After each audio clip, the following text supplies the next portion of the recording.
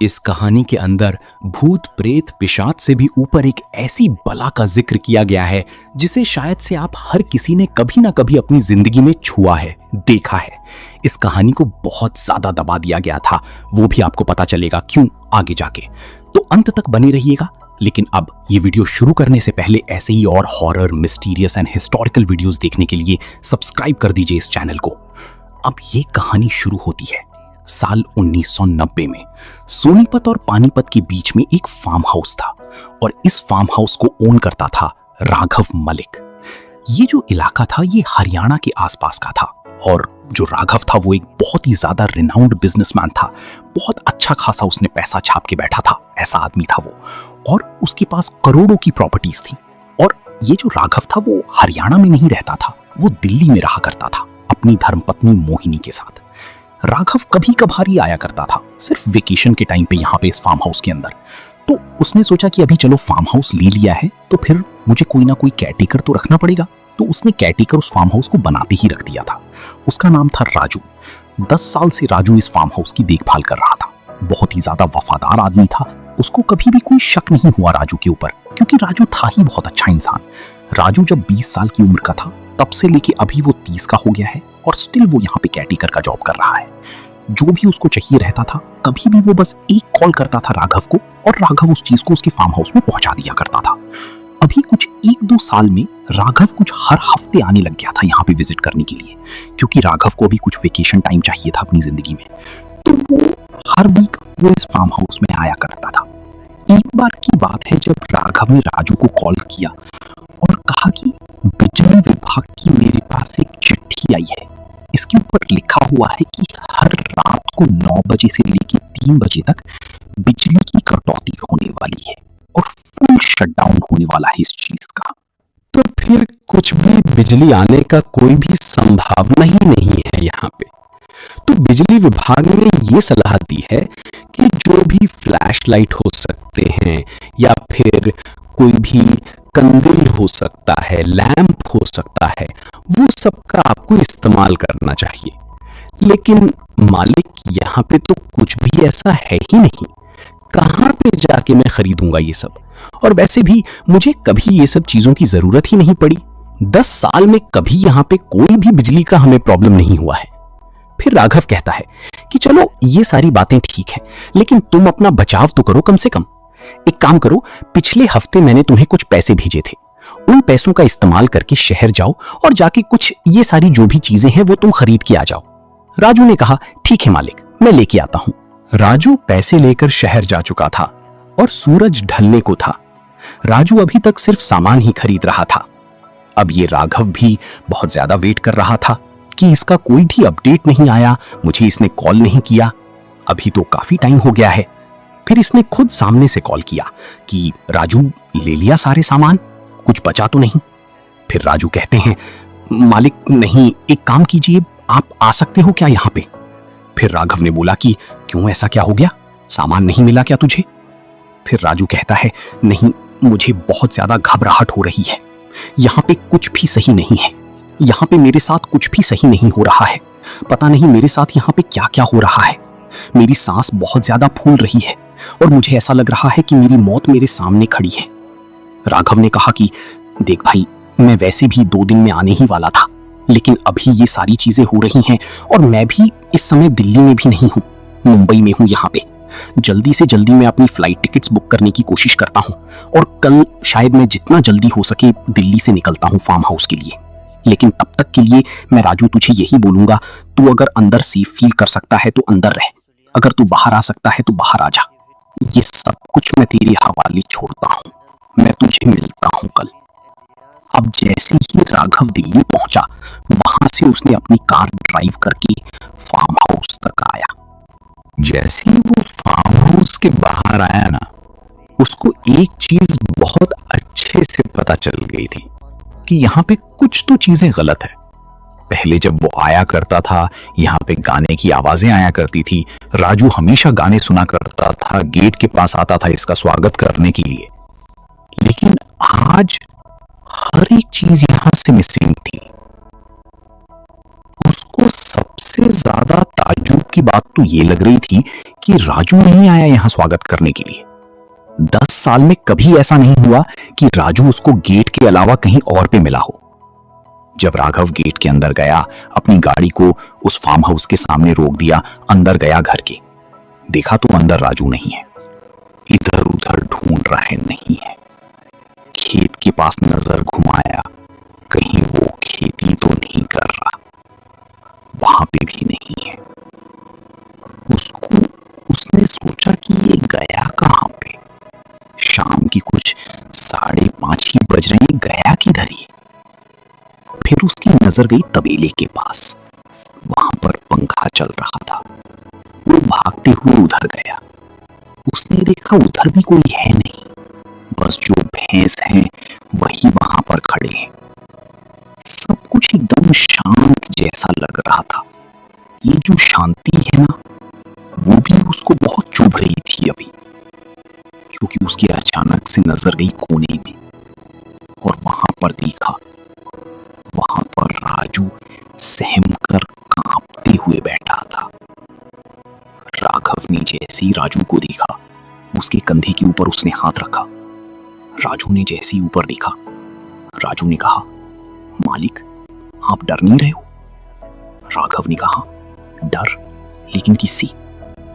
फिर राजू ने कहा, वही जो कि आपके पीछे खड़ा है। राघव ने एकदम झटके से पीछे देखा और पीछे कोई भी नहीं था। राजू को कहा, ये क्या डराने जैसी बातें कर रहे हो यार तुम, कोई भी नहीं है पीछे।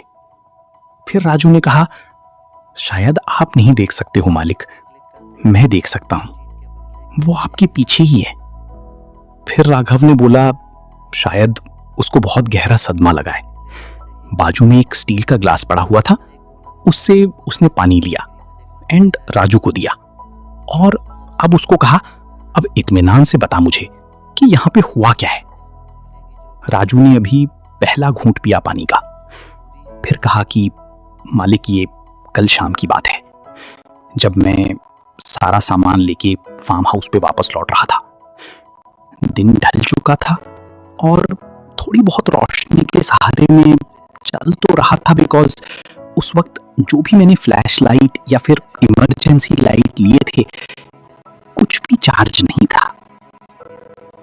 जैसे ही मैं आया ना फार्म हाउस के गेट के सामने, मुझे ऐसा लगा कि मैं अकेला नहीं हूं यहाँ पे।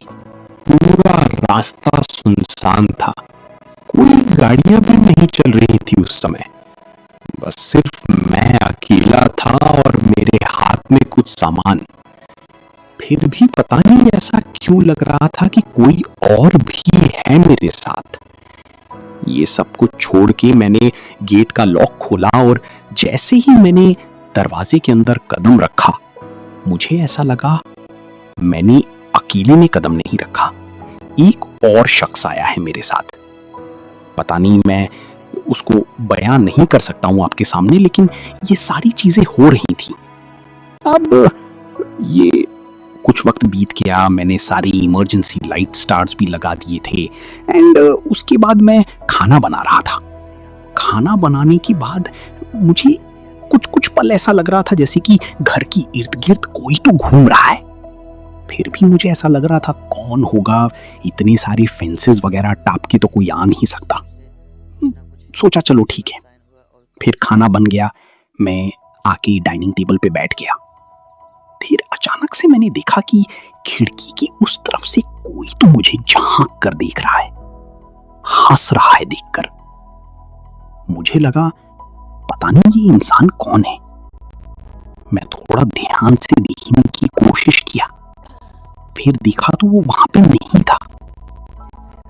अचानक से मुझे बहुत ज्यादा डर लगने लग गया मालिक। फिर मैं उठ गया, मैं बोला खाना जल्दी जल्दी खत्म करता हूं। खाना जल्दी जल्दी खत्म किया और फिर मैंने सोचा कि मैं बाहर चले आता हूं हाथ धोने के लिए। अब जब मैं बाहर जा रहा था तभी भी मुझे डर लग रहा था कि जो भी इंसान है हमारे फार्म हाउस की इर्द गिर्द घूम रहा है, शायद मुझे बाहर पक्का मिलेगा ये। वो गया बाहर, वो हाथ धो रहा था। अब अचानक से उसका आसपास से तो कुछ आवाज नहीं आई, लेकिन उसके ठीक सामने खेत था।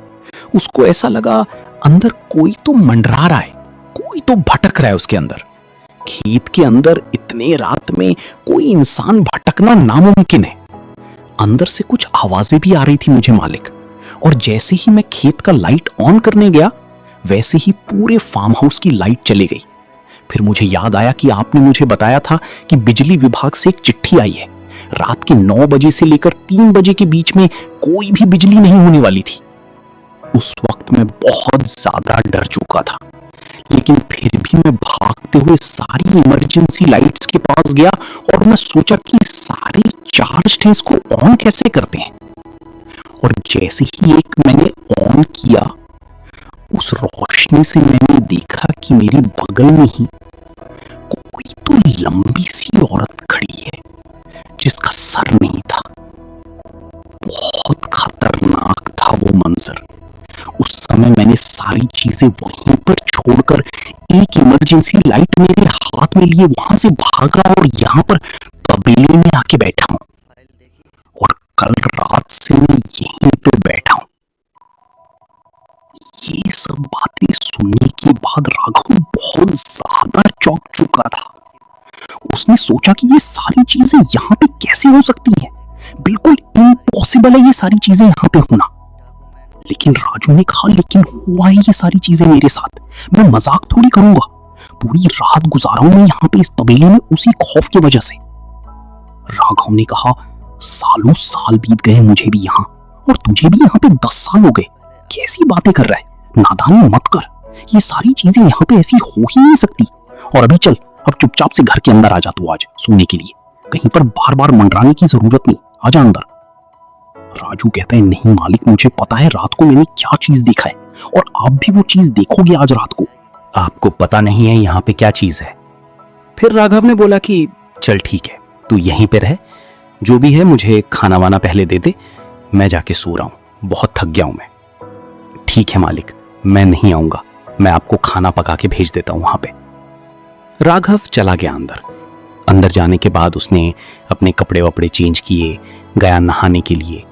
नहा के आने के बाद थोड़ा शांति से वो बैठा था, और बैठने के बाद उसने जो भी सामान उसके जेब में पड़ा हुआ था, गाड़ी की चाबी, घर की चाबी, या फिर कुछ भी था सामान उसके पास, वो सब कुछ उठा के साइड टेबल पे रख दिया, क्योंकि अब वो सोने ही वाला था।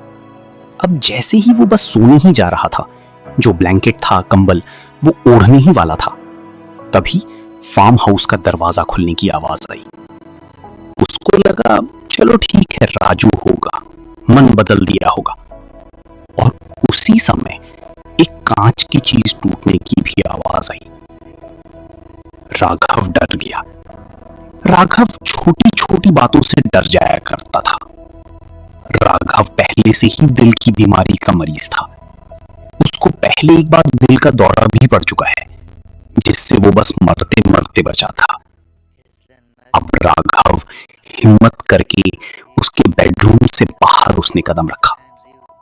जैसे ही उसने कदम रखा, उसको दिखा कि एक आदमी है, कोई तो वहां पे जो उसके नजरों के सामने से भागते हुए हॉल पे गया। इतनी रात में कौन हो सकता है ये, वो भी अंधेरे में? वो भी उसके पीछे पीछे गया बाहर हॉल में। पूछ रहा है यहाँ पे कौन है, कौन है, कौन हो आप? कोई भी जवाब नहीं आ रहा था। वो गया और उसने जाके एक बार लाइट ऑन करी। लाइट ऑन करने के बाद देखा तो वहां पे कोई भी नहीं था। फिर उसने लाइट्स ऑफ कर दी। ठीक है, शायद मेरा वहम होगा। वो जैसे ही वापस जाने के लिए मुड़ा, वहां से आवाज आती है हंसने की। अब उसने वापस से लाइट ऑन करी, वापस कोई नहीं था। लगा ये मेरा वहम ही है शायद से, मैं बहुत ज्यादा थक गया हूं, अभी थक चुका हूं मैं, मुझे जाके अब सो जाना चाहिए। उसने लाइट्स ऑफ करी, वापस से वही हंसने की आवाज, और इस बार कुछ टूटने की भी आवाज आई थी। तो अब झटके से उसने अभी लाइट ऑन करी, लेकिन लाइट ऑन हुई ही नहीं। अब उसने सीधा अपने हाथ पे लगी घड़ी के ऊपर देखा। रात के 9 बज चुकी थी, बिजली जा चुकी थी। अब सीधा बिजली सुबह 3 बजे आने वाली थी। उसके पांव तले जमीन खिसक रही थी कि ये सब कुछ क्या हो रहा है उसके साथ। वो भागते हुए वो गया तबीले के पास कि शायद से राजू उधर ही होगा, वो मुझे शायद बचा लेगा। वो अब तबीले के पास पहुंचा, लेकिन उस वक्त तबीले में राजू था ही नहीं। अब राघव ने सोचा शायद से राजू डर के मारे यहां से भाग चुका है। उसने सोचा कि ऑफ कोर्स इतनी सारी चीजें हो चुकी हैं, मतलब वो झूठ नहीं बोल रहा था, मुझे सच बोल रहा था। वो ये सारी चीजें वाकई में उसके साथ हुई है और अब मेरे साथ हो रही है और शायद आगे भी होने वाली है। वो कहता है कि अगर ये जा चुका है तो शायद मुझे भी जाना चाहिए। वो अपनी गाड़ी के पास एकदम भागते हुए गया, एकदम तेजी से। घर के अंदर से आवाजें आ रही थी अभी भी, लेकिन बहुत ज्यादा डर डर की। वो घर